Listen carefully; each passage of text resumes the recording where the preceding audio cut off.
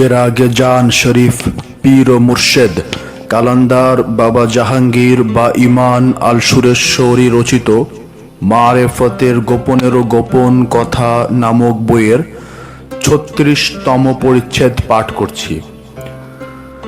বই পড়ে মহাপণ্ডিত হওয়া যায়, কামেল হওয়া যায় না।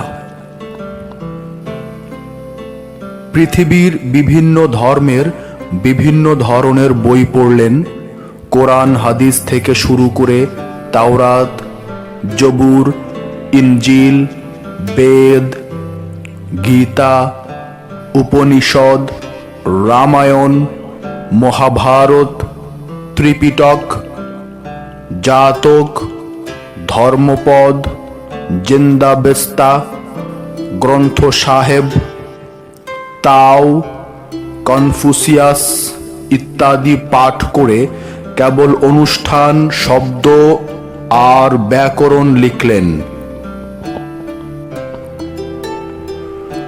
কিন্তু ধর্মের এরকম শিক্ষার মাধ্যমে কপালে জুটল কতগুলো শুকনো হার,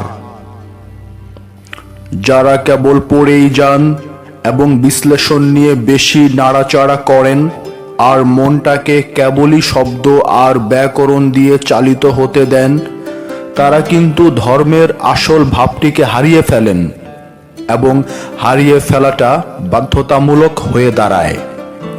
ব্যাকরণ শব্দের খুঁটিনাটি বিষয়গুলো যেন বিরাট জঙ্গলের মতো, কারণ এগুলো নিয়ে মেতে থাকলে মানুষ নিজেকে হারিয়ে ফেলে এবং পথটি আর খুঁজে পায় না।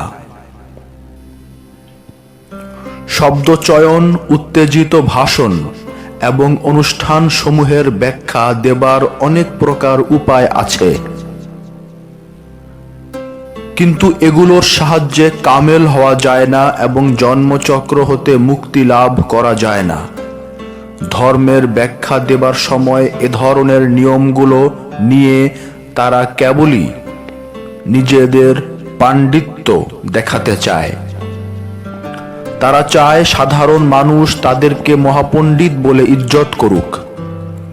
যদিও মেনে নেই যে এ ধরনের কাজের দরকার আছে, কিন্তু মারেফতের রাজ্যে প্রবেশের প্রশ্নে এর কানাকড়িও দাম নাই।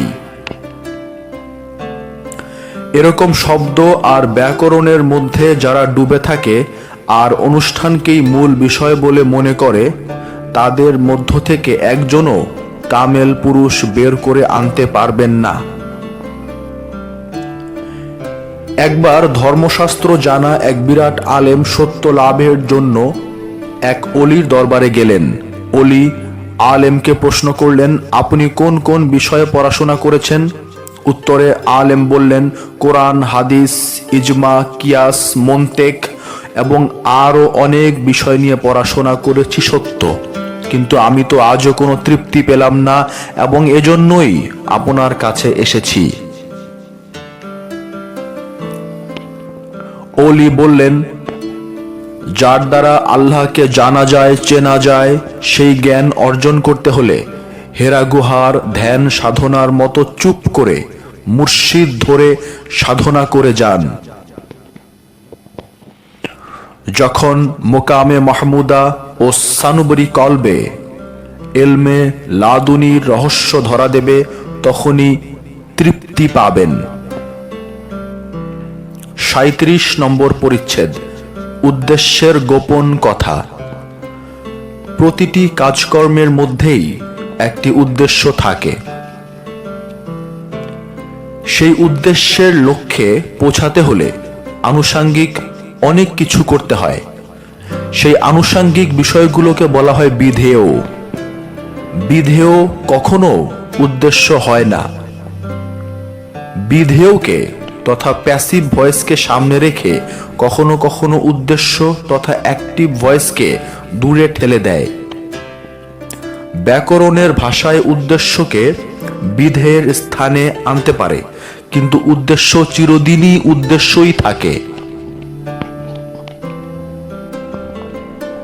বেকার ঘুরে বেড়ানোটাতে মনে হতে পারে উদ্দেশ্য নাই, কিন্তু ঘুরতে যাওয়াটাও একটা উদ্দেশ্য। ধর্ম বিষয়ে যদি উদ্দেশ্যই না থাকে তাহলে বিধেয়গুলো জঞ্জালে পরিণত হয়। বিধেয়গুলিকে ডাস্টবিনে মনের অজান্তে ফেলে দেওয়া হয়। ইহাই প্রকৃতির নিয়ম তথা লজ অব নেচার। লা মোকামে আল্লাহ অবস্থান করেন, আবার মানুষের আমির মধ্যেই আল্লাহ অবস্থান করেন। তাই সুফি কবি আল্লামা ইকবাল বলেছেন, খুদি কা সিররে নিহা লা ইলাহা ইল্লাল্লাহ, তথা প্রতিটি আমির ভেতরেই রহস্যের পর্দায় লুকিয়ে আছে লা ইলাহা ইল্লাল্লাহ তথা আল্লাহ। খুদি তথা আমি আল্লাহ নাই, কিন্তু যে খুদির মধ্যে পরিপূর্ণ রূপে আল্লাহ জাগ্রত সেই খুদি ইনসানে কামেল। এখন প্রশ্ন হলো, আমার আমির ভেতরে যে আল্লাহ রহস্যময় ভাবে লুকিয়ে আছেন উহা কেমন করে জানতে পারবো? কেমন প্রয়োগ পদ্ধতি প্রয়োগ করতে পারলে আল্লাহর পরিচয় জানতে পারবো? এই আসল বিষয়টিকে জানবার আগ্রহে যদি কোনো সাহায্য সহযোগিতা না পাওয়া যায় তাহলে জীবনটাই হাহুতাশে পরিণত হয়। হাহুতাশ থাকে বিচ্ছেদে, বিরহে। রূপক ভাষার বাঁশিটি বাঁশ হতে আলাদা, তাই মিলনের আশায় কাঁদে। পরিশেষে বলতে চাই, একজন ইনসানে কামেলকে গুরু রূপে গ্রহণ করে সারাটি জীবন বাবা বাবা বলে ডেকে গেলাম, অথচ সত্য সাগরে অবগাহন করা তো দূরে থাক, সামান্য ইশারা ইঙ্গিতের প্রয়োগ পদ্ধতিটুকুও যদি না পাওয়া যায় তাহলে এই গুরুর কোনো প্রয়োজন নেই। আল্লাহকে পাওয়া উদ্দেশ্য, আর মুরিদ হওয়া তথা গুরু ধরা বিধেয়।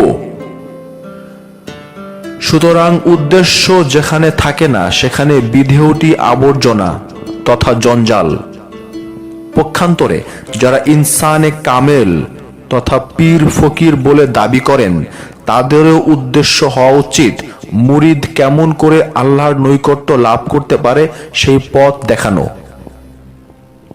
কিছু কিছু পীর ফকির আছেন যারা উদ্দেশ্য হারিয়ে ফেলে বিধেয়ের মধ্যে গড়াগড়ি করে এবং অবশেষে রাজনীতিতে ঝুঁকে পড়ে। যারা ইনসানে কামেল তারা কেমন করে রাজনীতি করেন ইহা ভাবতে অবাক লাগে। বাবা শাহজালাল গৌর গোবিন্দকে পরাজিত করেছিলেন সত্যি, কিন্তু রাজ্য শাসন করার জন্য একদিনের তরেও রাজনীতির সিংহাসনে আরোহণ করেন নাই। বরং আমরা দেখতে পাই রাজনীতি ছেড়ে দিয়ে সিংহাসন পরিত্যাগ করে ফকিরিকে বরণ করে নিয়েছেন হযরত ইব্রাহিম আদহাম বলখি। ৩৮ নম্বর পরিচ্ছেদ, সার্বজনীনতাই দিতে পারে হতাশার সমাধান। ধর্মের শ্রেষ্ঠত্ব ও মূল্যবোধ নিয়ে এই দুনিয়াতে ধর্মে ধর্মে হিংসা বিদ্বেষ হতে নেমে এসে মারামারি হানাহানির বিশ্রী চেহারাটি ফুটে উঠেছে। ধর্মের নামে মানুষে মানুষে অনেক যুদ্ধ হয়েছে। নিরীহ মানুষগুলোকে এসব ধর্মযুদ্ধে অঘোরে প্রাণ হারাতে হয়েছে। ইতিহাস পড়লে শরীর শিহরিত হয়। ঘৃণার আগুনে সবকিছু জ্বালিয়ে দিয়ে ধর্ম হতে মুক্তি ফিরিয়ে নিতে বাধ্য করেছে ধর্মের আরোদ্দারদের পাল্লা বাটখারার বাহারি নকশা নমুনা দেখে। বিকল্প পথ ও দর্শন খুঁজতে বাধ্য করছে এরাই। সবাই ধর্মের নামে ধর্মকে নির্বাসন দিয়েছে, কিন্তু প্রকৃত ধর্মে সার্বজনীনতা আছে বলেই ধর্ম মুছে যায়নি। ম্রিয়মানের ঘোমটায় ম্লান হয়েছে অনেকখানি, কিন্তু সুফিবাদ তাকে ধরে রাখতে পেরেছে। সংকীর্ণতার ডোবায় সুফিবাদ থাকতে পারে না, যদিও সুফিবাদের লেবাস গায়ে দিয়ে খাসির মাথাটি সামনে রেখে ভেড়ার মাংস বিক্রি করার চিকন চালাকি আর রং লাগানো কৌশলগুলো চালু হয়ে গেছে। যদিও ফুটপাতে দাওয়াই বেচার ডুগডুগির অবিরাম শব্দে আর ধোকায় মাখা খই ফোটা কথার জাদু মিশিয়ে সাধারণ মানুষগুলোকে স্বর্গ পাবার সালসা তুলে দেবার পায়তারা করতে দেখেছি। যদিও বস্তুবিজ্ঞান মানুষকে বিভ্রান্তির নেশা থেকে অনেকখানি হুঁশে আনতে পেরেছে, কিন্তু বিজ্ঞানের পেটেও যে পায়খানা থাকতে পারে তারই আলামত কম বেশি ধরা পড়তে শুরু করেছে। ধর্মের নামে মানুষে মানুষে ভাগ করে রাখার বিরুদ্ধে সাম্যবাদের ধামা দেখিয়ে নাস্তিক্যবাদের জন্ম হয়। চমক ঠমকে সস্তা 2 নম্বরি মাল বাজারে বাজারে খুব বিক্রি হলো, কিন্তু কোনোই সমাধান দিতে পারল না। নাস্তিক্যবাদের বড় বড় মূর্তিগুলো অনেকদিন দাঁড়িয়ে থেকে সাম্যবাদের বাণীবাহক রূপে পূজিত হয়েছে, কিন্তু এখন ভাঙা পাথরের টুকরোতে পরিণত হয়েছে। আপেক্ষিকতার ক্রন্দনের বিলাপকে তথা রিলেটিভ লেমিনেটেশন যে সার্বজনীনতার কোলেই কাটতে হয়, এটা যে ইতিহাসের অপ্রিয় ভাষণ বা ডেলিভারেন্স। তাচ্ছিল্যের হাসিগুলো নৃত্যের ভঙ্গিতে সার্বজনীনতার ফুলগুলো পদযুগলে পড়ে থাকলেও কৃত্রিম অহংকারে তুলে নিত না। অবশেষে সব সংশয়ের অবসান হয় বাস্তবতার প্রচণ্ড ঢেউয়ের বিকট শব্দ তোলা আছাড় খাওয়ার দৃশ্য দেখে। আলো আধারের দ্বন্দ্ব মেনে নিতে পারি, কারণ এটা যে চিরন্তন একটি প্রাকৃতিক বিধান, কিন্তু বৈষম্যের হিংসাটিকে মুছে ফেলতে পারছি না। যক্ষা রোগ মুছে ফেলার ঔষধ আবিষ্কার হয়েছে, কিন্তু যক্ষা রোগটি আজও আছে এবং আরো কতকাল থাকবে জানি না। দান্দিক দর্শনের ক্লাসিক্যাল নৃত্যটি কি কেবল বস্তুতে সীমাবদ্ধ?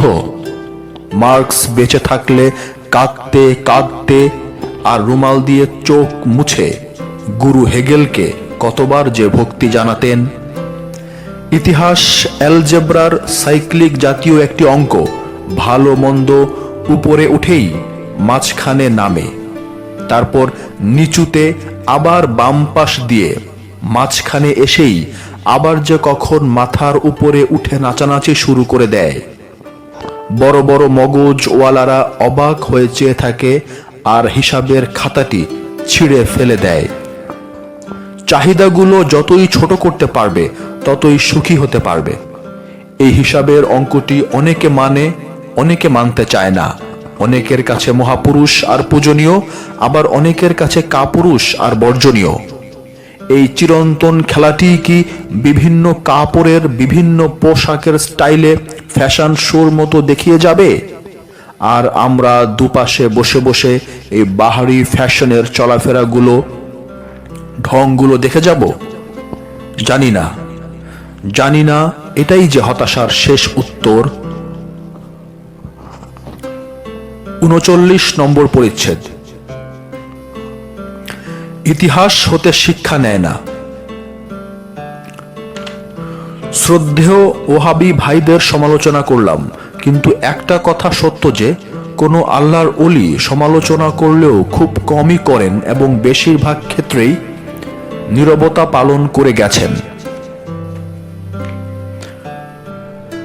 মজ্জুব ওলিরা তো কোনোদিন মুখ ফুটে কিছুই বলেননি। অনেক প্রকার ঠাট্টা তামাশা এমনকি নির্যাতন হাসি মুখে সহ্য করে গেছেন। তবে প্রশ্ন আসে, আমি কেন এদের বিরুদ্ধে কথা বললাম? বলতাম না, বলার প্রয়োজন অনুভব করতাম না। যদি ইসলামের মূল রহস্য সুফিবাদের উপর তারা এমনভাবে নির্মমভাবে চড়াও না হতো, যদি বড় বড় বিশ্ববিখ্যাত অলিদেরকে সরাসরি কাফের বলে ঘোষণা না দিত, বড় পীর ইবনুল আরাবি, মাওলানা জালালউদ্দিন রুমি, ইমাম গাজ্জালি আর আহমদ রেফাই এই 5 জনকে সর্বশ্রেষ্ঠ কাফের ফতোয়া দিলে বাকি অলিদের স্থান থাকে কোথায়? সুফিবাদী বা থাকে কোথায়? হেরা গুহার ধ্যান সাধনার মূল্যটি থাকে কোথায়? হেরা গুহার ধ্যান সাধনার পরই তো মহানবীর কাছে জিবরিল আল্লাহর কালাম নিয়ে এলেন। হেরা গুহার ধ্যান সাধনার 1 পয়সাও মূল্য দিল না ওহাবীরা। কেন দিল না? কেন এত বড় জলজ্যান্ত ঐতিহাসিক ঘটনাটিকে বেমালুম ভুলিয়ে দিতে চাইল? এরকম প্রশ্ন অনেক করা যায়, কিন্তু এদের কাছে প্রশ্ন করে কোনো লাভ নেই, কারণ এই প্রশ্নের উত্তর তারা কোনোদিন দেয়নি এবং দেবেও না। তাই আহলে সুন্নাতুল জামাতের অনুসারী তথা যারা আল্লাহর ওলিদের মানেন এবং পূজনীয় বলে আন্তরিক শ্রদ্ধা ও ভক্তি করেন, কেবল তারাই এদের বিরুদ্ধে সহ্যের সীমা ভেঙে যাবার পর প্রতিবাদ করেছেন এবং করে চলবেন। সত্য বিষয়টি তুলে ধরতে গেলে দান্দিক দর্শনের মুখোমুখি হয়েই করতে হয়, তা সে যে বিষয়টি হোক না কেন। আপন স্বার্থ হাসিল করতে গিয়ে অন্যের ধর্মগ্রন্থটি বাম হাতে নিয়ে আর ডান হাতে নিজেরটি নিয়ে তুলনামূলক প্রশ্ন তুলে কোটি কোটি মানুষের ধর্মীয় অনুভূতিতে আঘাত যারা করে, তারা প্রকৃতির নিয়মেই শ্রদ্ধার বৃত্ত হতে ছিটকে পড়ে। এরকম প্রতারণার ফাঁদে ফেলে যারা প্রতারণার সিংহাসনে বসে, ইতিহাস তাদেরকে কেমন করে পালাতে হয়েছে তারই বয়ান অনেকবার তুলে ধরেছে।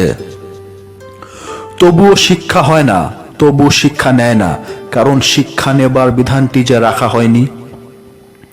তাই বারবার জেনে শুনে একই ভুলের বিষ পান করে যায়। 40 নম্বর পরিচ্ছেদ, নফসে লাওয়ামা মুতমায়েন্না, পরিশেষে লাহুত মোকাম তথা তৌহিদ। শয়তান কেবল পীরের ধ্যান করাটি হতে আপনাকে সরিয়ে দেবে আপনার মনের অলক্ষ্যে, এবং আপনি টেরই পাবেন না যে কখন এবং কেমন করে পীরের ধ্যান করাটি হতে দূরে সরিয়ে দিয়েছে। কেন পীরের ধ্যান করাটি হতে আপনাকে শয়তান সরাতে চাইবে? কারণ যতই পীরের ধ্যান করাটি গভীর হতে গভীরতর হতে থাকবে, ততই শয়তান দুর্বল হতে প্রচন্ড দুর্বল হয়ে পড়বে। তখন আপনার ধ্যানের গভীরতা এমন উঁচু পর্যায়ে গিয়ে উপনীত হবে যে আপনি গালবাতের হালতে সব সময় ডুবে পড়তে শুরু করবেন। ধ্যান যত গভীর হবে তত রহস্য লোকে প্রবেশ করতে পারবেন। আপন প্রবৃত্তির মাঝেই শয়তান লুকিয়ে থাকে। তাই পীরের দেওয়া জিকির এবং ওজিফা পাঠে শয়তান কখনোই বাধা দেবে না, কারণ উহাতে আমালিয়াত অর্জন করা যায়, কিন্তু কামালিয়াত অর্জন করা যায় না। মনটা এতই চঞ্চল এবং অস্থির, মনটা দ্রুত গতিতে একটি বিষয় হতে আরেকটি বিষয়ে নিয়ে যাবে, এবং এটাই মনের ধর্ম বা স্বভাব বা ফিতরাত। এই চঞ্চল মনটিকে মাত্র একটি বিষয়ের মধ্যে ধরে রাখা সাধারণ কথা নয়, খুবই কঠিন। এ যে পীরের ধ্যানের মাধ্যমে মনটাকে একটি বিষয়ের মধ্যে ধরে রাখার সংগ্রাম, এটি রীতিমতো যুদ্ধ। এই যুদ্ধ করতে গিয়ে সাধক কখনো জয়ী হয়, আবার কখনো হেরে যায়। এই হার জিতের যুদ্ধরত অবস্থাটির নাম দেওয়া হয়েছে নফসে লাওয়ামা। সূরা কিয়ামতের প্রথমে আল্লাহ তার সমগ্র সৃষ্টির কসম খাচ্ছেন, তারপর এক লাফে পৃথিবী নামক একটি ছোট গ্রহের মাত্র 700 কোটি মানুষের সবার কসম না খেয়ে মাত্র কিছু সংখ্যক নফসে লাওয়ামার কসম খাচ্ছেন। বড়ই রহস্যের বিষয়, বড়ই অবাক করার কথা। কোথায় সমগ্র সৃষ্টি আর কোথায় যুদ্ধরত নফসের কসম? এই যুদ্ধ ওসি, কৃপান আর আধুনিক কালের গোলাগুলির যুদ্ধ নয়। এই যুদ্ধ নিজের ভেতর শয়তান যে খান্নাস রূপ ধরে বসে আছে তাকে পরাজিত করার যুদ্ধ। এই যুদ্ধটিকেই জেহাদ বলা হয়েছে। এই যুদ্ধটিকেই সর্বশ্রেষ্ঠ জেহাদ বলা হয়েছে। এই যুদ্ধে জয়লাভ করতে পারলেই আপন শয়তানটিকে মুসলমান তথা অনুগত বানানো যায়। প্রত্যেকের সঙ্গে শয়তান দেওয়া হয়েছে এবং সেই শয়তানটিকে মুসলমান বানাবার উপদেশ মহানবী দিয়ে গেছেন। যিনি তার নিজের শয়তানটিকে সাধনার একাগ্রতায় মুসলমান বানাতে পেরেছেন তিনিই কামেল। এরকম ওলিয়ে কামেলের ছাত্র হতে হবে। তাই বলা হয়েছে যে যার পীর নাই তার পীর হলো শয়তান। ইমামুল আউলিয়া বায়েজিদ বুস্তামি তাই বলেছেন, নফস তথা প্রাণ প্রথমে কিছুতেই যখন ছাড়ছি না, বরং নফসের ঘাড় ধরে সাধনার পথে এগুতে থাকলাম, তখন এক স্থানে আসার পর দেখলাম নফস হাসতে লাগলো তথা প্রশান্তিতে তৃপ্ত হলো, নফসে মুতমাইন্না। ইমাম বায়েজিদের পীর জাফর সাদেক পীরের ধ্যান করার মোরাকাবাটি ভালো করে শিখিয়ে দিলেন। 4 বছর ধ্যান সাধনার মোরাকাবাটি করার পর পরীক্ষা নেবার কথাটি বলে কিছু দূরে একটি তাকে রাখা বইটি এনে দেবার আদেশ করলেন। ইমাম বায়েজিদ তাক হতে বইটি এনে আপন পীরের হাতে তুলে দেবার সঙ্গে সঙ্গে ফেল করেছ বলে আবার সাধনা করার উপদেশ দিলেন। আবার ইমাম বায়েজিদ কঠিন সাধনায় ডুবে রইলেন এবং এভাবে 4 বছর পার হবার পর ইমাম জাফর সাদেক আবার পরীক্ষা নেবার কথাটি বলে সেই তাকে রাখা বইটি এনে দেবার আদেশ করলেন। ইমাম বায়েজিদ তাকে রাখা বইটির কাছে গিয়ে খালি হাতে পীরের কাছে ফেরত আসার পর কারণ জিজ্ঞেস করাতে বললেন যে তিনি বইটি দেখতে পাননি, তাই ফিরে এসেছেন। পীর বাবা এবার প্রশ্ন করলেন, বাবা, তোমাকে না তাকে রাখা বইটি আনতে বলেছিলাম, কিন্তু বই না এনে খালি হাতে কেন ফিরে এলে? বায়েজিদ বললেন, বাবা, আমি যে কোথাও বইটি দেখতে পাই না, যেদিকে তাকাই কেবল আপনাকেই দেখতে পাই। পীর বাবা শুনে খুশি হলেন এবং বললেন, আরো 4 বছর এরকম ভাবে সাধনা চালিয়ে যাও। পীরের হুকুমে পুনরায় 4 বছর সাধনা করার পর ইমাম বায়েজিদ বললেন, আনা সুবাহানি মা আজামুশানি, তথা আমি সুবাহানি, সমস্ত শান আমারই। এটাই লাহুত মোকামের কথা। এই লাহুত মোকামে আর আপন পীর থাকে না এবং থাকার বিধান নাই। তাই হাফেজ সিরাজি লাহুত মোকামে যাবার পর বলেছেন, জামালে খুদ জামালে ইয়ারে দিদম, তথা আমার মুরিদও আমি, আমার পীরও আমি। এখানেই তৌহিদ, এখানেই কামালিয়াত হাসিল হয়, এখানেই আকা আর গোলাম থাকে না, এখানেই পীর ও মুরিদ একাকার হয়ে যায়, এখানেই মাওলা ও বান্দার দেয়ালটি থাকে না।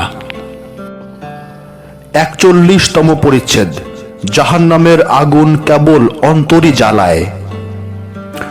সুফিদের মাঝে অনেকেই একটি অপূর্ব কথা মুরিদদেরকে বুঝিয়ে দেন, আর সেই বিষয়টি হলো এই ওজুদ, এই জীবন্ত মানব দেহটিকেই তারা আত্মার জীবন্ত কবর বলে থাকেন।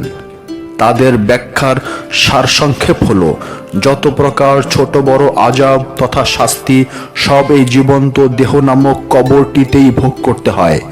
ছোট ছোট রোগ, ছোট ছোট শাস্তি, কঠিন রোগ, কঠিন শাস্তি। ক্যান্সার নামক মারাত্মক রোগটির যাতনা যে কত ভয়ঙ্কর তা যাদের দেহ নামক জীবন্ত কবরে বাসা বাঁধে তারাই কেবল বুঝতে পারে যে কবরের আযাব কাকে বলে। যন্ত্রণাগুলো যেন অনেক কাল সাপের বিষাক্ত দংশন, আর সেই বিষাক্ত দংশনে জীবন্ত দেহ নামক কবরে বাস করা আত্মাটির আযাব অসহ্য। জীবন্ত শরীরটা রোগের যাতনায় শুকিয়ে কখনো কাঠ হয়ে যায়, আবার কখনো মাংস পচে খসে খসে পড়ে দুর্গন্ধ ছড়ায়। আর আত্মাটি জীবন্ত দেহে বাস করে প্রতিটি মুহূর্তে যাতনার অদৃশ্য আযাবের শিকার হচ্ছে। আবার অনেকের দেহে রোগ নেই, কিন্তু মনকে মানসিক রোগের বিষণ্ণতার আড়ত বানিয়ে আযাবে ভুগছে। কি অসহ্য দহন! দাউ দাউ করে মনটি পুড়ে যাচ্ছে, অথচ চোখে ধরা পড়ছে না। যখন সহ্যের সীমা অতিক্রম করে অনেক দূর এগিয়ে যেতে থাকে, তখন নিজেই নিজেকে হত্যা করে আযাব হতে মুক্তি খুঁজে, যাকে আত্মহত্যা বলা হয়।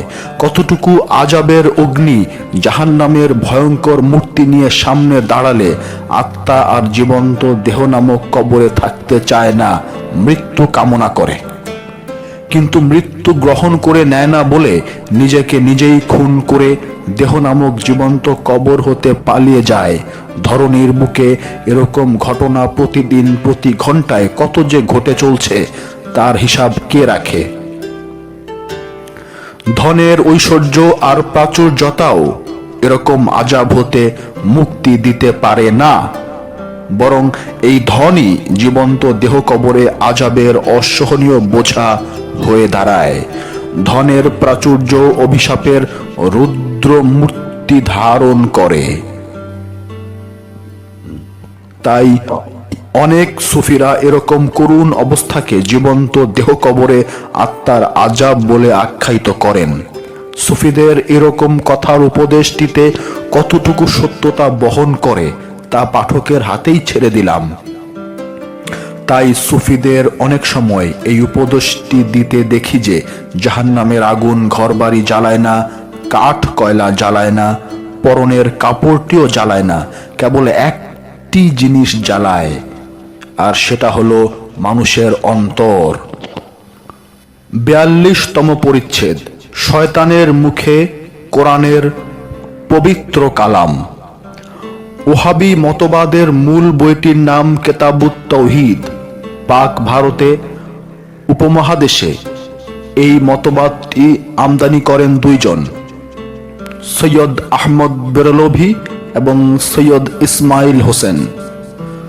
বুখারী শরীফের সেই হাদিসটিতে কত বড় মারাত্মক ধৃষ্টতা! হে মুহাম্মদ, আল্লাহকে ভয় করো এবং ন্যায় বিচার করো। সাহাবারা অবশ্য লোকটিকে হত্যা করতে চেয়েছিলেন, কিন্তু মহানবী হত্যা করতে মানা করলেন এবং বললেন যে এরকম মানসিকতার লোকটি হতে এমন সব মানুষের আগমন হবে যাদের নামাজ, রোজা এবং পরহেজগারির সামনে তোমাদেরকে তুচ্ছ মনে হবে। অথচ তীর যেমন ধনুক হতে বেরিয়ে যায়, এরাও ধর্ম হতে বেরিয়ে যাবে। মহানবীর কথাটির আসল বিষয়টি হলো মূলকে বাদ দিয়ে কেবলমাত্র আনুষ্ঠানিকতায় প্রতি অতিরিক্ত আসক্তি এদেরকে জড় পদার্থে পরিণত করে। আর সেটা যে কোনো বিষয়ের বেলাতে কম বেশি দেখা যায়। ধর্ম, সমাজ আর রাজনীতির প্রশ্নেও একই কথা। আনুষ্ঠানিকতার আধিক্য আধ্যাত্ম জীবনের মৃত্যুকেই ডেকে আনে। এই জাতীয় লোকেরা ধর্ম দর্শনকে ফালতু বিষয় মনে করে, গবেষণার প্রশ্নে মাথা ঘামাতে বারণ করে। জীবনটাকে যেভাবে পারো ভোগ করে নাও। ভণ্ডামি, মিথ্যাচার ও প্রতারণায় জীবন যাপন করে। আনুষ্ঠানিকতার তালির ওপর তালি দিতে দিতে আসল কাপড়টিকে খুঁজে পাওয়া যায় না। জোড়াতালির সমষ্টিতে পরিণত হতে হয়।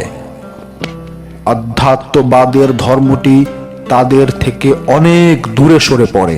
তাই বলতে চাই যে যারা মহানবীকে ভয় করো এবং ন্যায় বিচার করো মুখের ওপর বলতে পারে, তারা কি মাওলা আলীকে বলতে পারে না? তারা কি ইমাম হাসানকে বিষ পান করাতে পারে না? তারা কি ইমাম হোসাইনকে কারবালার মাঠে শহীদ করতে পারে না? তারা কি খাতুনে জান্নাত মা ফাতেমাকে কাঁদাতে পারে না? তারা আবার কেমন করে কেতাব ও আহলে বায়াতকে মজবুত করে ধরে রাখার আশা করেন? এরকম আকিদার মানুষগুলো আজও মুসলমানের সাইনবোর্ডে দুনিয়াতে পরিচিত। এই ধরনের মুসলমানেরা মারের পর মার খাবে না তো কারা মার খাবে? তাই এদের সঙ্গে মমিন মুসলমানদেরও মার খেতে হয়, কারণ কথায় আছে 10 চক্রে ভগবানও ভূত হয়। আরো একটি মূল্যবান এবং চিন্তা করার মতো কথা থেকে যায়। আর সেটা হলো কারবালার মাঠে কোনো হিন্দু, কোনো বৌদ্ধ, কোনো জৈন, কোনো অগ্নি উপাসক, কোনো সাবায়া, কোনো তাও, মানি, সেন্টু আর কনফুসিয়াস আলে বায়াতগণকে শহীদ করেনি। যারা করেছিল তারা মুসলমান, লেবাসে, নামাজে, রোজা রাখতে, কোরআন পড়াতে ভুল করেনি মুসলমান নাম ধারণ করে মহানবীর আওলাদদেরকে শহীদ করতে। এরা খারেজিদের মতো মহানবীর আওলাদদেরকে শহীদ করে ইসলাম প্রতিষ্ঠা করতে চেয়েছে। তারই পরিণাম কি আজকের মুসলমানদের লেজে গোবরে অবস্থা নয়? আমরা কোথায় এসে দাঁড়িয়েছি সেটা কি একবারও ভেবে দেখতে পেরেছি? ইসলামের জন্মলগ্নের ইতিহাসের উজ্জ্বলতম দিনগুলোর মানদণ্ডে কোথায়, কোন পতনের বিন্দুতে দাঁড়িয়েছি সেটা কি একবারের তরেও ভেবে দেখব না? বিস্ময়ে অভিভূত হয়ে যাই, হতবাক হয়ে যাই। নরপশু ইয়াজিদ কোরআনের একটি আয়াত শুনিয়ে দিল, যে কয়জন আওলাদে রসুল জীবিত ছিলেন, আল্লাহ যাকে খুশি তাকেই বাদশা বানান। শয়তানের মুখেও কোরআনের মহাপবিত্র কালাম। 43 নম্বর পরিচ্ছেদ। মানুষের হৃদয়ে পূজনীয় হয় গুণের গভীরতায়। মহানবীর যোগ্যতম সাহাবা এবং জামাতা শেরে খোদা মাওলা আলী, যিনি হিজরতের সময় অবধারিত এবং নিশ্চিত মৃত্যুর বিছানায় শুয়ে মহানবীকে করলেন মদিনাতে বিদায়, যার সম্পর্কে মহানবী সাহাবাদেরকে লক্ষ্য করে বলতেন, আলীর মূল্য আমার কাছে ততটুকু যতটুকু দেহের মধ্যে প্রাণের মূল্য। আমি যার মাওলা, আলীও তার মাওলা। আমি আর আলী একই নূরের দুইটি টুকরা। সেই মাওলা আলী যার জন্ম কাবা ঘরের বাহিরে নয় বরং একদম ভিতরে, যিনি কেবল মুমিন নন বরং মুমিনদের আমির তথা আমিরুল মুমিনিন। তার সামনে আল্লাহ এবং কোরআন ছাড়া আর কিছু মানি না বলার মতো কত জঘন্য ধৃষ্টতা আর উদ্ধত্ত প্রকাশ করেছিল খারেজিরা। অবশ্য শিয়া মুসলমানেরা একটি সূক্ষ্ম ভুল করে থাকেন, আর সেই ভুলটি হলো আলী কেন প্রথম খলিফা হতে পারলেন না। কিন্তু রাজ্য শাসনের খেলাফত পাবার কথাটি এখানে আসে না। এটা হৃদয় রাজ্যের খেলাফত, এটা আধ্যাত্ম রাজ্যের খেলাফত। আধ্যাত্ম রাজ্যের প্রথম খলিফা মাওলা আলী। তাই মহানবী আলীকে জ্ঞানের একমাত্র দরজা বলেছেন। আর কোন সাহাবাকে জ্ঞানের একমাত্র দরজা বলার মর্যাদাটুকু দিয়ে যাননি। যে কোনো বিষয়ের মধ্যে জ্ঞানও একটি বিষয়, কিন্তু জ্ঞানের বিষয়টির মর্যাদার স্থানটি কোথায় তা পাঠক ভাইদের কাছেই তুলে দিলাম। আবার এখানেও আরেকটি সূক্ষ্ম ভুল করা হয়, কারণ এই জ্ঞান বস্তুবিজ্ঞানের জ্ঞান নয়, এই জ্ঞান আল্লাহর নূরে নূরময় হবার জ্ঞান। খেলাফত তো এজিদ পেয়েছিল, মুসলিম জাহানের রাজা তো এজিদ হয়েছিল, কিন্তু খাজা মাইনুদ্দিন চিশতি এজিদকে রাজা, রাজার রাজা না বলে ইমাম হোসাইনকে কেন রাজা এবং রাজার রাজা হোসাইন বলেছেন? কারণ দুনিয়ার রাজার নাম মুছে যায়, কিন্তু হৃদয়ের রাজার নাম হৃদয়েই চিরদিন থাকে।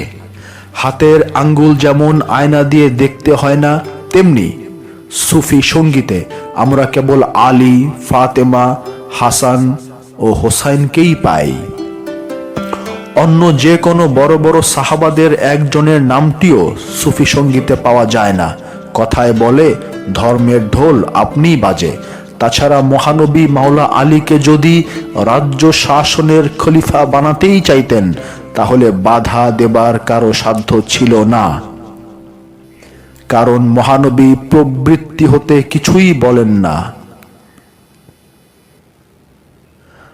সাকিফার ঘটনা, দোয়াত ও কলমের হাদিস, বিতর্কিত বাগে ফেদাক অনেক মুসলমান ভাইকে ভাবিয়ে তোলে এবং একটা মৃদু ধাক্কা দেয়। কিন্তু একটু গভীরভাবে চিন্তা করলে এগুলোকে খেলাফতের প্রশ্নে মূল বিষয় বলে ধরা যায় না, বরং ভাগ হয়ে যাওয়া, বুঝেও না বোঝার ভান করা, একে অপরকে যাতা বলা, লেলিয়ে দেওয়া আগুনের শিখা। তাই যারা মহানবীকে মনে প্রাণে ভালোবেসে সর্ব বিষয়ে সহযোগিতা করেছেন তারা অতি সম্মানীয়, অতি পূজনীয় সাহাবা। সহযোগিতার পরিমাণ দিয়ে নয়, বরং গুণের গভীরতায় প্রত্যেক সাহাবা আমাদের কাছে পূজনীয়। ৪৪ নম্বর পরিচ্ছেদ, দুনিয়াতে মানুষের আগমনের রহস্য। যেহেতু আদমের ভেতর আল্লাহ রূহ ফুৎকার করে দিয়েছেন, সেহেতু আদমের ভেতর আল্লাহর জাতি নূর, নূরে মুহাম্মদী রূপে পরিপূর্ণ রূপে মওজুদ। সুতরাং আদম সত্যদ্রষ্টা, আর যিনি প্রথমেই সত্যদ্রষ্টা তিনিই মাসুম। তাই প্রত্যেক নবী মাসুম। নবী বৃত্তের কেন্দ্রবিন্দু, কেন্দ্রবিন্দু ধীর, স্থির, অচঞ্চল, সার্বজনীন। তার মাঝে আপেক্ষিকতা থাকে না। তাই নবী শান্ত, কারণ কেন্দ্রবিন্দুতে অশান্ত ভাবটি থাকে না। কেন্দ্রবিন্দুতে কোনো ঝড় নেই, কেন্দ্রের বাহিরে ঝড়, অশান্তি, অচঞ্চলতা, গণ্ডিতে সীমাবদ্ধ এবং আপেক্ষিকতার সূত্রে ভাসমান। দুঃখিত, আমি আবার পড়ছি। কেন্দ্রের বাইরে ঝড়, অশান্তি, চঞ্চলতা, গণ্ডিতে সীমাবদ্ধ এবং আপেক্ষিকতার সূত্রে ভাসমান। তাই নবী আদমের শয়তানের প্ররোচনায় পড়ে নিষিদ্ধ বৃক্ষের স্বাদ গ্রহণ করার কথাটি রূপক। কারণ সত্যদ্রষ্টার নবী আদম শয়তানের প্ররোচনায় নিষিদ্ধ বৃক্ষের স্বাদ গ্রহণ করলেন, এই কথাটি বারবার বলা হয়েছে। নবী আদম যখন ইবলিস হবার গোপন রহস্যটি অনুধাবন করলেন, তখনই নবী আদমও জেনে শুনে আপন ইচ্ছায় নিষিদ্ধ বৃক্ষের স্বাদ গ্রহণ করলেন। আদম দেখলেন যে আল্লাহ কোনো প্রকার দোষ নেবেন না এবং সব রকম দোষ হতে মুক্ত থাকবেন। তখনই স্বেচ্ছায় জেনে শুনে কলঙ্কের বোঝা আপন কাঁধে তুলে নিলেন। দুনিয়াতে আদম যদি নিজের ইচ্ছায় আসে তো দুনিয়াতে মানুষের আগমন হবে। তাই আল্লাহর মহব্বতে এই কলঙ্কের বোঝা মাথায় তুলে দুনিয়াতে চলে এলেন। আপন ইচ্ছায় উভয়ে কলঙ্কের বোঝা মাথায় তুলে নিলেন, কারণ আল্লাহকে সব দোষ হতে মুক্ত রাখতে হবে। উভয়ই যদি ইচ্ছা করে এই বোঝা না নিতেন তাহলে মানুষের আগমন হতো না। প্রেম এমনই এক নাজুক বিষয় যে এর মাঝে ডুব দিতে পারে, সে সব দোষ নিজের কাঁধে হাসি মুখে তুলে নেয়। মাসুককে সব দোষ ত্রুটি হতে মুক্ত রেখে প্রেমিকেরা সব দোষে দোষী হতে ভালোবাসে। তাই তো হযরত আমির খসরু বলেছেন, সব দোষী তো আমার, কারণ আমি তো তোমায় ভালোবেসেছি। তাই বলা হয়, যুক্তির যেখানে শেষ কথাটি দাঁড়িয়ে থাকে সেখানেই তো ভালোবাসার প্রথম ফুলটি ফুটতে শুরু করে।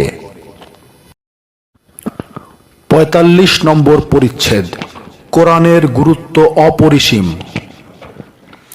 শিরক হতে কেমন করে মুক্তি লাভ করে তৌহিদে বাস করা যায়, এই শিক্ষাই তো সব নবীরা দিয়ে গেছেন।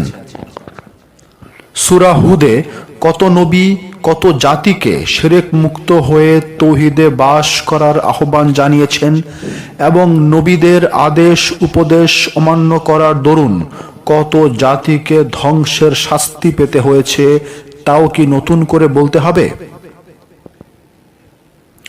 মহানবীর মাধ্যমে পাঠানো কোরআনে কি মিল্লাতে ইব্রাহিমের আদর্শ অনুসরণ করতে বারবার বলা হয়নি?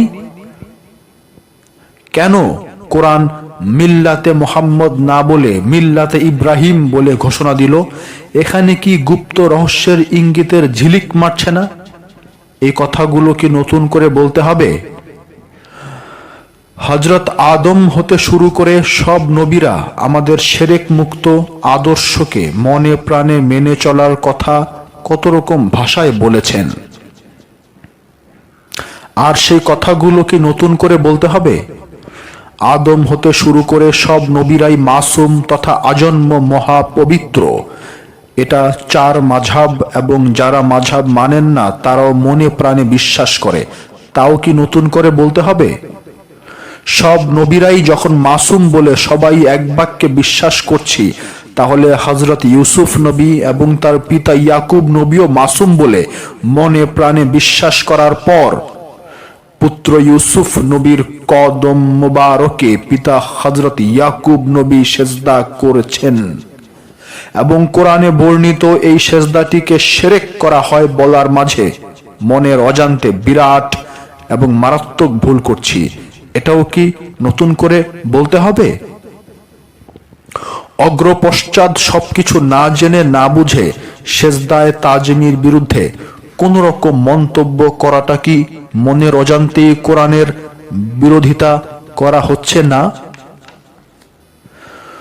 নবী শিরক করতে পারে এমন কথা বলাও তো মহাপাপ। ছোট হোক আর বড় হোক, কোনো শিরকের হুকুম তথা শিরক করার প্রশ্নই কোরআন দিতে পারে না। অনুষ্ঠানের পদ্ধতি বদলাতে পারে, কিন্তু মূল বিষয় শিরক ও তাওহীদ তো বদলাবার প্রশ্নই উঠতে পারে না। সালাত হলো মূল বিষয়, কিন্তু সালাতের অনুষ্ঠান অনেক নবী অনেক রকম হতে পারে, কিন্তু মূল সালাত বিষয়টি কি আমরা জেনে শুনে অবহেলা করতে পারি? তাহলে সেজদায়ে তাজিমিকে কেমন করে শিরক এবং নাজায়েজ বলা যায়?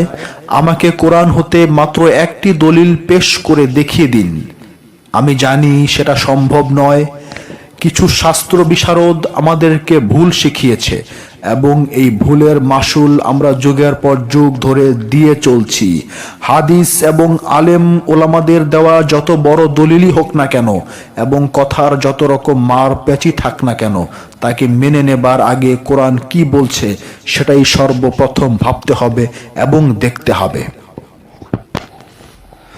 46তম পরিচ্ছেদ। কর্ম পবিত্র, কিন্তু কামনা যুক্ত হলেই হয় কলুষিত। আল্লাহ আদমের বংশধরদের তথা মানব জাতিকে উদ্দেশ্য করে নির্দেশের ভাষায় বলেছেন যে, আমি কি তোমাদের নির্দেশ দেইনি হে বনি আদম? বাক্যটিতে প্রশ্ন করা হয়েছে এবং উত্তরও দেওয়া হয়েছে এই বলে যে শয়তানের ইবাদত না করতে।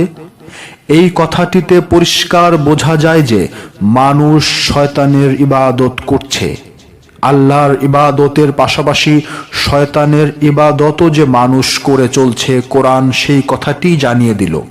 তাই কোরআন শয়তানের ইবাদত করতে মানা করছে, কারণ শয়তানের ইবাদতে লাভের পরিবর্তে ক্ষতি ছাড়া কিছু আশা করা যায় না। কারণ শয়তানকে মানুষের প্রকাশ্য শত্রু বলা হয়েছে। এখন প্রশ্ন হলো, শয়তানের ইবাদত বলতে কি বোঝানো হয়েছে? আমরা যে কাজগুলো করি সে কাজগুলো কিন্তু দোষের নয়, বরং কাজ করাটাও একটা ইবাদতের মধ্যে গণ্য করা হয়।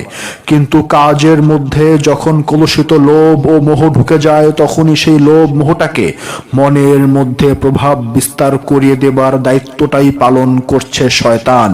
সুতরাং কর্ম পরিষ্কার এবং পবিত্র, কিন্তু কর্মের মাঝে লোভ, মোহ ও কামনার প্রভাব যখন শয়তান বিস্তার করতে থাকে, কর্ম তখনই কলুষিত এবং দূষণীয় হতে থাকে এবং বন্ধনের অনেক রকম মায়াজাল তৈরি করে। সুতরাং এক কথায় কর্ম বন্ধন নয় ততক্ষণ পর্যন্ত যতক্ষণ লোভ আর কামনার স্পর্শ না পড়ে। লোভ আর কামনাটাই এজন্যই প্রতিবন্ধক হয়ে দাঁড়ায় যে এই লোভ আর কামনাটা তুলেই ধরে একমাত্র শয়তান। লোভ, মোহ আর কামনা হলো শয়তানের ইবাদত। সুতরাং কোনো কাজই শয়তানের কাজ হয় না যতক্ষণ না সেই কাজটির মাঝে লোভ, মোহ আর কামনার প্রভাব ছড়িয়ে দেওয়া হয়। লোভ, মোহ, কামনা এগুলো তুলে ধরবার দায়িত্বটা শয়তানের। এই শয়তানের তুলে ধরা বিষয়গুলো যারা অনুকরণ করে, কেবল তাদেরকেই শয়তানের ইবাদত করছে বলে আল্লাহ মানা করেছেন বিভিন্ন রকম ভাষায়। পাথর, কাঠ, মাটি এবং বিভিন্ন ধাতব পদার্থগুলো আল্লাহর তুষ্টি পাঠ করছে এবং প্রশংসা করছে। কিন্তু এই পদার্থগুলোর উপর যখন শয়তান লোভ, মোহ, মায়া বিভিন্ন রকমে বিভিন্ন স্টাইলে তুলে ধরে, সেই তুলে ধরা বিষয়টির অনুসরণ করাকেই শয়তানের ইবাদত করা বলে ঘোষণা করা হয়েছে। সুতরাং শয়তান পাথর, মাটি, গাছ ও পদার্থের মাঝে থাকে না, থাকতে পারে না এবং থাকার অধিকারও দেওয়া হয়নি, বরং শয়তানের একমাত্র বাসস্থানটি মানুষের মন। মন ছাড়া শয়তান থাকতে পারে না, যেমন পানি ছাড়া মাছ বাস করতে পারে না। যখনই মানুষের মনের মাঝে শয়তান তার অনেক রকম লোভ, মোহের কলাকৌশলগুলো তুলে ধরে, এসব সেই তুলে ধরা বিষয়গুলো তখন শয়তানের ইবাদত করতে শুরু করে দেয়। এবং যখন শয়তান চন্দ্রগ্রহণের মতো মনটাকে একদম শয়তানের অনুগত করে ফেলে, তখনই সেই মানুষটিকে বলা হয় জীবন্ত মানুষরূপী শয়তান। তাই মানুষ ছাড়া শয়তান পাবেন না, কারণ মানুষকেই মন দিয়ে তৈরি করা হয়েছে। তাই কোরআন বারবার এই শয়তান থেকে সাবধান থাকতে বলেছে এবং শয়তানের ইবাদত করতে বারণ করে দিয়েছে, কারণ লোভের জ্বলন্ত আগুনের শিখায় মানুষটাকে জ্বালিয়ে পুড়িয়ে একাকার করে ফেলার ধর্ম নিয়েই তো শয়তানের যত আকাম আর কুকাম। দৃষ্টি ও দর্শনের বিভিন্নতা এখান থেকেই তৈরি হয়। কোনটা শয়তানের আবার কোনটা রহমানের। দৃষ্টি ও দর্শনের এই বিভিন্নতা তৈরি করে দল ও মতের বিভিন্নতা। এই বিভিন্নতা থেকেই তৈরি হয় ফেরকাবাজির বিভিন্ন ডিজাইন। মানুষ এখানে এলেই মরুর বিশাল বালির উপর দাঁড়িয়ে পানি খোঁজার খোঁজ খবর দেয় শয়তান। এগিয়ে নিয়ে যায় মরুভূমির দিকে পানি পাবার ছলনার গান গেয়ে শয়তান। তারপর মৃত্যুই যখন আলিঙ্গন করতে হয় একান্ত অনিচ্ছায়, তখন শয়তান ধমক দিয়ে শুনিয়ে দেয় যে সে আল্লাহকে ভয় করে এবং রব্বুল আলামিনের উপর বিশ্বাস করে। ৪৭ নম্বর পরিচ্ছেদ। সংক্ষেপে আমার জীবনের কয়টি কথা। অনেক ভক্তবৃন্দই আমার জীবন বৃত্তান্ত জানতে চায়, তাই অতি সংক্ষেপে বলছি। আমার পূর্বপুরুষ উত্তর পশ্চিম সীমান্ত প্রদেশ হতে আগমন করেছিলেন। শুনেছি জাতিতে আমরা পাঠান। আরো শুনেছি দাদা কাজিমুদ্দিন চিশতি আসামের ডিব্রুগড়ের ক্ষুদ্র ব্যবসায়ী ছিলেন। তার প্রথম সন্তান হেলাল উদ্দিন আহমদ এবং তার প্রথম সন্তান আমি কালান্দার বাবা জাহাঙ্গীর আল সুরেশ্বরী। কেরানীগঞ্জ উপজেলার প্রথম MA BT ছিলেন আমার বাবা এবং মাতা সেতারা বানু ছিলেন দ্বিতীয় ম্যাট্রিক। আমার বাবা ছিলেন একজন স্কুল শিক্ষক। বগুড়া জেলা স্কুলে ৫ম শ্রেণী হতে ৯ম শ্রেণী পর্যন্ত লেখাপড়া করেছিলাম। তারপর চট্টগ্রামের মুসলিম হাই স্কুল হতে ম্যাট্রিক পর্যন্ত লেখাপড়া করি। আমার পিতা সহসা কুমিল্লা জেলা স্কুলে বদলি হয়ে যাবার দরুন পিতার স্কুলে লেখাপড়া না করে ইউসুফ হাই স্কুলে লেখাপড়া করি। তারপর জগন্নাথ বিশ্ববিদ্যালয়ে অধ্যয়ন করি। আমি জানতাম না যে সৃষ্টি করার প্রতিভা নিয়ে আমি জন্মগ্রহণ করেছি, অনুসরণ অনুকরণ করার প্রতিভা নিয়ে আমি জন্মগ্রহণ করি নাই। আমার রচিত গ্রন্থগুলো একদিন না একদিন আলোড়ন সৃষ্টি করবে বলে আশা করি। ৪৮তম পরিচ্ছেদ। সুফির জন্য রাজনীতি হারাম। সুফির জন্য রাজনীতি হারাম, সম্পূর্ণ হারাম। তবে ভোট দিতে পারবে। কেন হারাম? সুফি আল্লাহর নৈকট্য এবং নৈকট্যের ফর্মুলাটি বলবে। সুফির দেশ সহজ ও সরল, এখানে বক্রতা নেই। এখানে মনে একটা মুখে একটা বলার স্টাইল থাকে না। সত্য মিথ্যার দোলনায় যারা দোলে তারা সুফি হয় কি করে? সুফির মর্মভেদ ও রহস্য যারা বুঝতে পারে না তারা রাজনীতি করুক, কিন্তু সুফিবাদ কিভাবে করে? বাবা শাহজালাল সিলেট সাম্রাজ্য পেয়েও রাজনীতির সিংহাসনে বসেন নাই। বগুড়া জেলার মহাস্থানগড়ে, যার মাজার সেই সুলতান বলখি পরশুরামকে পরাজিত করার পরেও একদিনের জন্য রাজনীতির সিংহাসনে বসেন নাই। পৃথ্বীরাজ কাপুর খাজা বাবার কাছে সম্পূর্ণরূপে পরাজিত হলো, কিন্তু খাজা বাবা সিংহাসনে না বসে মোহাম্মদ ঘুরির হাতে শাসনভার তুলে দিলেন। রাজত্ব ফেলে দিয়ে স্বেচ্ছায় সুফিবাদ গ্রহণ করে চিশতিয়া তরিকার ফুল হিসাবে সুপরিচিত হলেন বলখের বাদশাহ ইব্রাহিম আদহাম বলখি। ৬,০০০ বছর আগে বিশ্বমূত্রী মুনি ধনসম্পদ, জমিদারি ও সব রকম ক্ষমতার উৎসগুলোকে ভেঙে ফেলে অরণ্যে বছরের পর বছর ধ্যান সাধনা করেছেন। যারা ফকিরিও করবেন আবার রাজনীতির ডুগডুগিও বাজাবেন, তাদের থেকে সাবধান হবার জন্যই আমার এই কথা কয়টি তুলে ধরলাম। আমি জানি যাদের আতে ঘা লাগবে তারা ফনা তুলে ছোবল মারতে চাইবে, আর যারা সুফিবাদে একনিষ্ঠভাবে বিশ্বাসী তাদের চৈতন্যের দুয়ারে সাবধান বাণী হয়ে থাকবে। ৫০তম পরিচ্ছেদ, আমার পীর বাবার একটু পরিচয়। আমাদের পীর বাবার ২৮খানা বই পড়ে অনেকেই দেখা করতে আসেন।